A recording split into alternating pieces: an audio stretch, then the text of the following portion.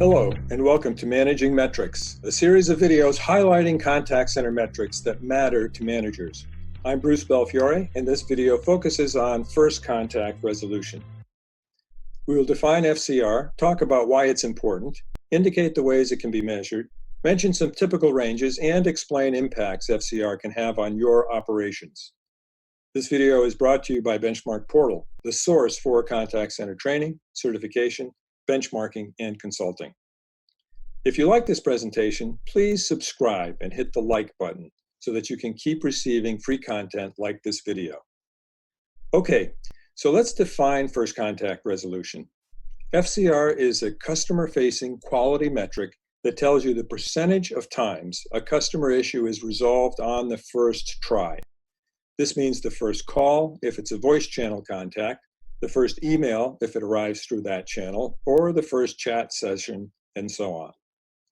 Communications that are escalated or transferred to another contact center person for resolution are still considered an FCR as long as the customer, in the end, hangs up the phone or disconnects from the chat with the situation resolved by the end of that first contact. Resolving issues on the first contact is a positive thing for several reasons. Customers are happy because their issue is definitively resolved. This avoids frustration and increases customer satisfaction and loyalty, leading to repeat business and profits. Agents are happy because they feel they have served the customer well. The company saves money because fewer callbacks or recontacts mean fewer agents are needed, and because less time is spent repeating things between customers and agents. I call FCR the magic metric because it has such a high correlation with both customer satisfaction and costs. It is a KPI that measures both quality and operational efficiency. Let's make the efficiency component clearer by looking at some numbers.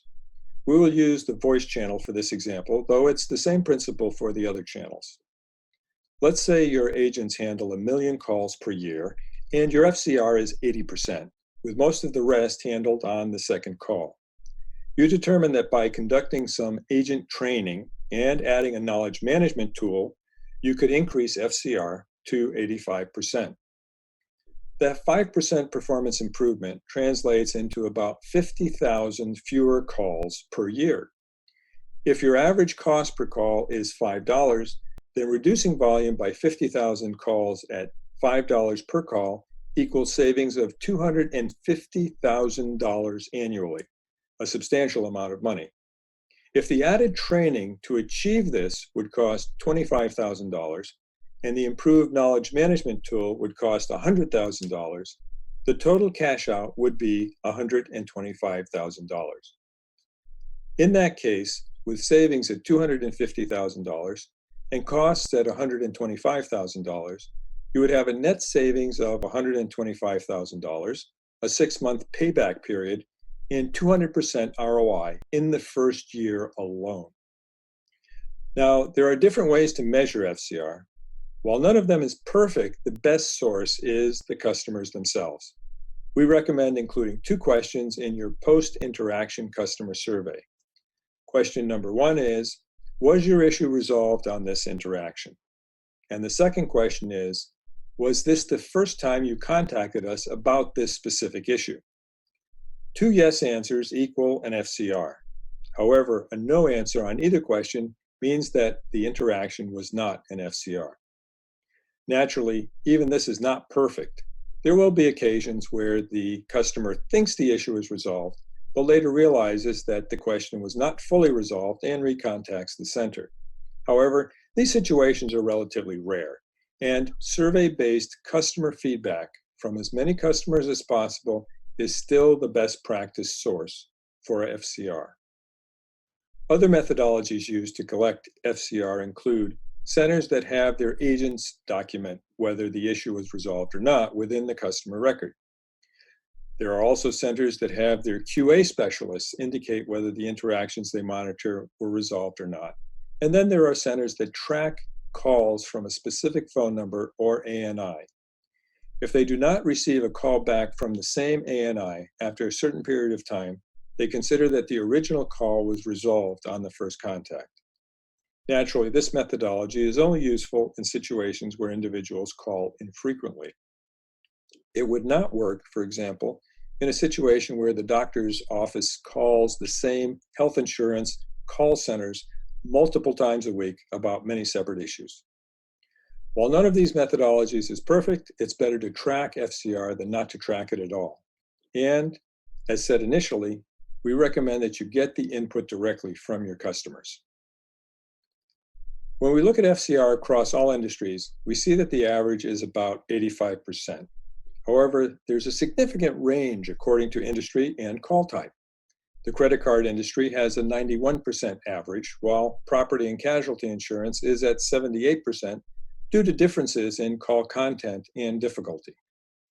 If you want more specific information on how you compare to others in your industry sector, look for our published industry reports, which you can find through the resource links in the description below. FCR also has an important impact on operations. Workforce planners must take FCR into account when there are operational changes that might affect the percentage of calls resolved as FCR. Even a couple percentage points change in either direction can mean an impact on staffing and your operating budget. It is crucial to benchmark FCR against other centers in your industry that take similar calls to the ones your center handles. When resolution rates are lower than the industry average, you should look for the root causes of the performance gap. Typical areas of opportunity to improve performance include agent training, improving knowledge management and legacy back-end systems, providing access to expert hubs and improving escalation practices in general for difficult calls, activating seamless CRM technology, which shows the client's record, past and present. If you feel training is an issue, please talk to us about certified training of agents, supervisors, and coaches. This can be of great benefit to your operation. And now a question for you on first contact resolution. Which approach does your center use to measure this metric? Please write your answer and any other comments below. We'd love for you to share your thoughts and ideas with the community of contact center experts who regularly visit us here. You can also find links to some of our other valuable resources in the description below. And don't forget to like and subscribe to our channel to get great content delivered to you. Good luck maximizing your first contact resolution. I'm Bruce Belfiore. Thank you for listening to this episode of Managing Metrics.